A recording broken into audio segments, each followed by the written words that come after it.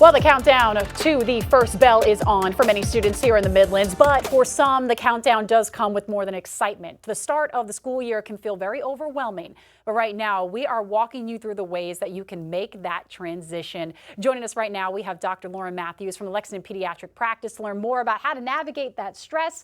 Thank you so much for being here. Of course. All right, so stress, everybody has it, but when it comes to the first day of school, what are some tips that you recommend, especially for the kiddos? Maybe it's a new school. Yeah, absolutely. You know, transitioning back to school is so difficult for parents and children alike. But for the most part, most of these feelings are going to be transient. So we know that children thrive whenever they are familiar with their daily activities and they're predictable. So getting your kids back into a good routine is a great way to ease that back to school anxiety. That might look like, let's wake up at the same time we would go to school, let's eat breakfast, let's pack our school bag, and then let's even travel to school so we can practice what that routine is going to look like.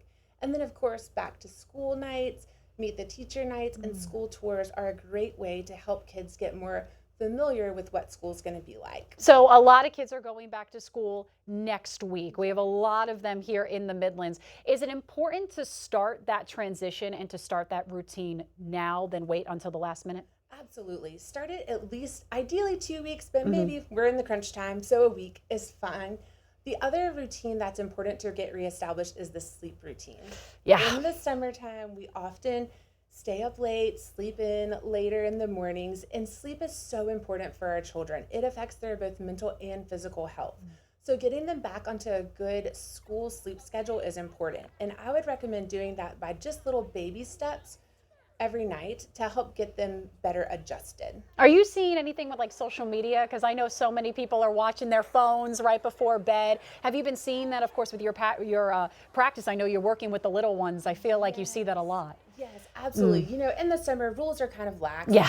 Kids often have more screen time than they would have during the school year. And so it is important to kind of dial that back.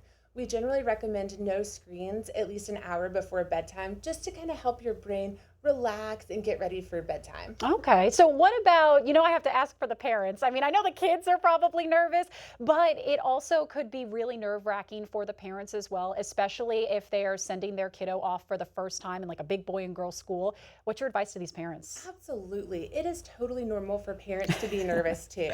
But it's important to kind of check yourself. So if you're nervous and you're stressed, try and make sure you're not passing that on to your children. And then as you get back into the routines of wake up, sleeping, and of course homework, make sure that you don't overschedule your family. Have low commitments for the first couple of weeks of school, so that way everybody can gently get back into the routine together. It's also important, I know, again, with pediatrics, you're always working with kids, having that healthy breakfast I'm seeing and having those healthy lunches really kind of gets a jump start to the day, right? Yeah, absolutely. We want everyone to start with their best foot forward. So that's going to school with a full tummy, and that's using foods that are high in protein. We want to avoid the super sugary cereals and sweet treats because they just don't give us the long-term benefits that other high protein foods do. Now, I also have to ask if somebody is maybe new to not only the Midlands, maybe new to the school. We're also talking about those college kids. I mean, any advice to them, because this could be a brand new environment for them too. Yeah, absolutely. You know, especially kids going off to college. We have everyone moving in at Carolina coming up soon.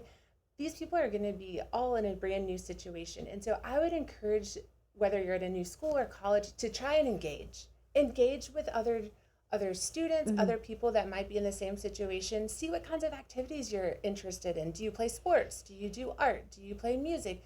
All of those things can help you meet people and get connected to your new community. I like this. So it's really find that routine now and do it before it's too late. Start with that, taking away that screen time, eating a balanced and healthy diet there for those kids.